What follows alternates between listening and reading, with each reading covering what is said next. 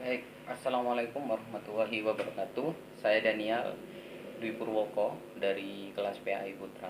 Di sini saya akan menjelaskan tentang pengertian ruang lingkup, metode dan pendekatan yang ada di ilmu pendidikan Islam. Yang pertama, latar belakang adanya ilmu pendidikan ini berawal dari manusia ketika lahir itu dalam keadaan mata bisa melihat, namun di sini bisa dikatakan buta karena mereka tidak bisa merasakan atau bisa melihat kenyataan yang sedang terjadi.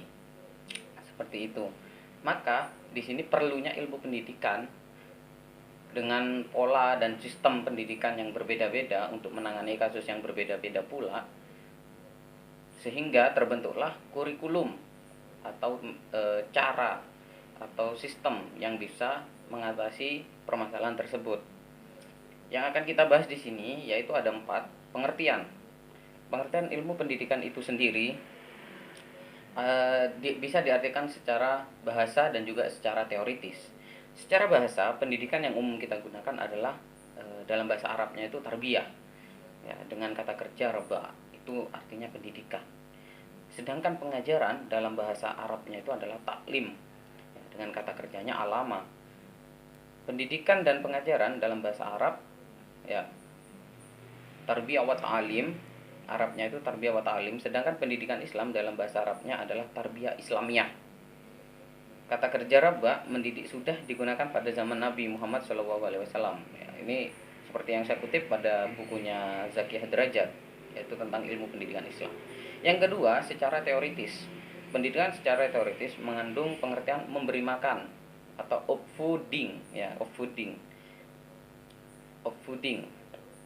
kepada jiwa anak-anak didik sehingga mendapatkan kepuasan dengan menumbuhkan kemampuan dasar manusia. Itu yang saya kutip. Nah, kesimpulannya, pendidikan Islam itu berarti sistem pendidikan yang memberikan kemampuan seseorang untuk memimpin kehidupannya sesuai dengan cita-cita dan nilai-nilai keislaman. Seperti itu.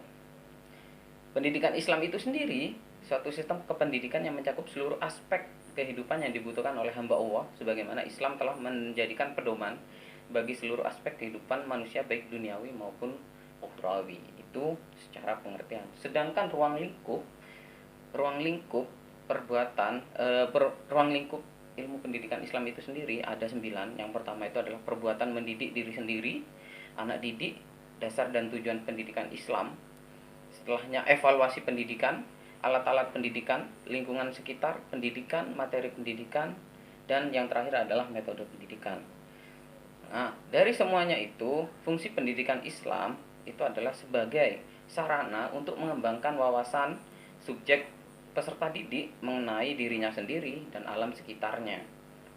Itu fungsi utama yang harus kita ketahui. Ya, untuk membuka ilmu pengetahuan yang sangat bermanfaat bagi kelangsungan hidupnya. Nah, itu gunanya dari ilmu pendidikan.